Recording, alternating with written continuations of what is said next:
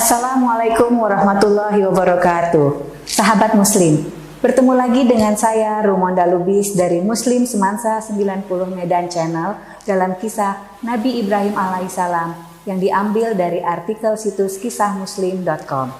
Video ini merupakan bagian akhir dari kisah Nabi Ibrahim alaihissalam. Dan untuk itu, mari kita segera mulai. Bismillahirrahmanirrahim. Kisah Nabi Ibrahim alaihissalam bagian 4.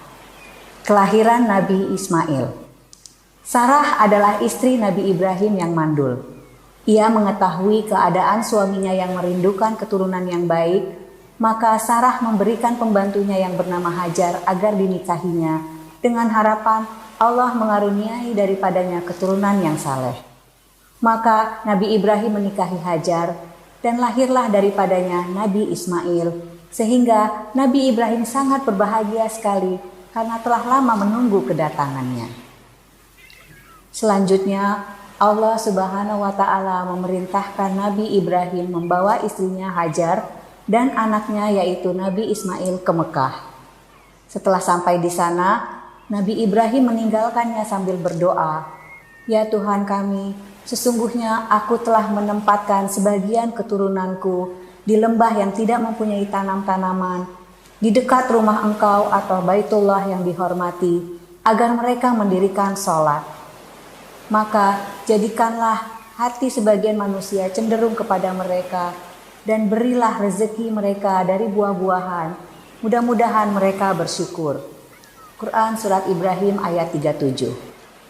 Kemudian Nabi Ibrahim kembali ke istrinya yaitu Sarah. Tamu Nabi Ibrahim yang terdiri dari para malaikat. Suatu hari, Nabi Ibrahim alaihissalam kedatangan tamu yang terdiri dari para malaikat dalam bentuk manusia. Maka Nabi Ibrahim segera berdiri dan menyembelih untuk mereka seekor anak sapi yang gemuk, lalu memanggangnya, kemudian menghidangkannya kepada mereka. Tetapi mereka tidak mau makan, karena para malaikat tidak makan dan tidak minum. Ketika itulah para malaikat memberitahukan bahwa mereka bukan manusia, bahkan sebagai malaikat yang datang untuk menimpakan azab kepada penduduk Sadum karena mereka tidak mengikuti ajakan Nabi mereka yaitu Lut alaihissalam.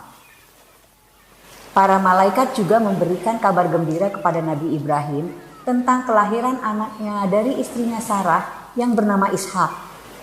Padahal Sarah adalah seorang yang mandul dan sudah tua, sedangkan suaminya juga sudah tua. Lalu para malaikat memberitahukan bahwa yang demikian adalah ketetapan Allah. Para malaikat itu berkata, "Apakah kamu merasa heran tentang ketetapan Allah? Itu adalah rahmat Allah dan keberkatannya dicurahkan atas kamu wahai ahlul bait. Sesungguhnya Allah Maha terpuji lagi Maha pemurah." Quran Surat Hud ayat 73. Kisah penyembelihan Nabi Ismail. Suatu hari, Nabi Ibrahim alaihissalam bermimpi menyembelih anaknya, lalu beliau memberitahukan mimpi itu kepada anaknya. Hal ini merupakan ujian Allah kepada Nabi Ibrahim dan Nabi Ismail. Meskipun ujian itu begitu berat, namun Nabi Ismail siap memikulnya karena taat kepada Allah. Dan saat masing-masing bersiap-siap menjalankan perintah Allah, Nabi Ibrahim alaihissalam juga sudah membaringkan Nabi Ismail dan telah mengambil pisau untuk menyembelihnya. Tetapi saat hendak menyembelihnya, angin segar pun datang. Malaikat Jibril datang membawa kambing yang besar untuk menebus Nabi Ismail. Untuk selanjutnya, peristiwa itu dijadikan sandaran dalam pensyariatan kurban pada hari raya Idul Adha. Kunjungan Nabi Ibrahim alaihissalam ke Mekah. Nabi Ibrahim alaihissalam pergi ke Mekah untuk melihat kondisi Hajar dan anaknya Ismail. Dalam satu kunjungan, Nabi Ibrahim alaihissalam meminta anaknya untuk membantunya dalam meninggikan pondasi Baitullah yang diperintahkan Allah Subhanahu wa Ta'ala untuk dibangun, lalu Nabi Ibrahim setuju. Keduanya pun mengangkut batu sehingga selesailah pembangunannya. Setelah selesai, keduanya berdoa kepada Allah Subhanahu wa Ta'ala agar Dia menerima amal mereka berdua. Keduanya berkata, Ya Tuhan kami, terimalah daripada kami amalan kami. Sesungguhnya Engkaulah yang maha mendengar lagi maha mengetahui. Ya Tuhan kami, jadikanlah kami berdua orang yang tunduk patuh kepada Engkau, dan jadikanlah di antara anak cucu kami umat yang tunduk patuh kepada Engkau, dan tunjukkanlah kepada kami cara-cara dan tempat-tempat ibadah haji kami, dan terimalah tobat kami. Sesungguhnya Engkaulah yang maha penerima tobat, lagi maha penyayang. Quran Surat Al-Baqarah ayat 127-128. Maka Allah mengabulkan permohonan Nabi Ibrahim dan Nabi Ismail alaihissalam. Dia memberikan berkah kepada Ka'bah dan menjadikannya kiblat bagi kaum muslim di setiap tempat dan setiap waktu. Nabi Ibrahim alaihissalam memiliki ajaran yang lurus dan syariat yang mulia, di mana kita diperintahkan Allah Subhanahu wa taala untuk mengikutinya. Allah berfirman, "Maka ikutilah agama Ibrahim yang lurus dan bukanlah dia termasuk orang-orang yang musyrik." Quran Surat Ali Imran ayat 95. Ketika Nabi Muhammad SAW melakukan Isra Mi'raj, maka Nabi Muhammad SAW menjumpai Nabi Ibrahim alaihissalam di langit ketujuh dengan menyandarkan punggungnya ke Baitul Ma'mur yang seharinya dimasuki oleh 70.000 malaikat untuk beribadah dan bertawaf di situ. Setelah itu, mereka keluar dan tidak kembali lagi. Allah Subhanahu wa taala mencintai Nabi Ibrahim dan menjadikannya sebagai kekasih Allah. Quran Surat An-Nisa ayat 125. Nabi Ibrahim alaihissalam adalah manusia yang pertama kali diberi pakaian pada hari kiamat. Saat itu, manusia dalam keadaan telanjang, lalu Nabi Ibrahim alaihissalam diberi pakaian sebagai penghormatan kepadanya. Setelah itu, para nabi setelahnya dan manusia setelahnya. Dalam Al-Quran, Allah Subhanahu wa taala memuji Nabi Ibrahim alaihissalam.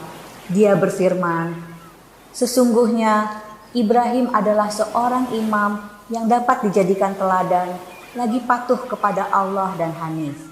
Dan sekali-kali bukanlah dia termasuk orang-orang yang mempersekutukan Tuhan, lagi yang mensyukuri nikmat-nikmat Allah. Allah telah memilihnya dan menunjukinya kepada jalan yang lurus. Dan kami berikan kepadanya kebaikan di dunia, dan sesungguhnya dia di akhirat benar-benar termasuk orang-orang yang saleh. Kemudian kami wahyukan kepadamu Muhammad, ikutilah agama Ibrahim, seorang yang hanif, dan bukanlah dia termasuk orang-orang yang mempersekutukan Tuhan." Quran Surat An-Nahl ayat 120-123. Allah Subhanahu wa taala juga melebihkan beliau di dunia dan di akhirat. Allah menjadikan para nabi dari keturunannya.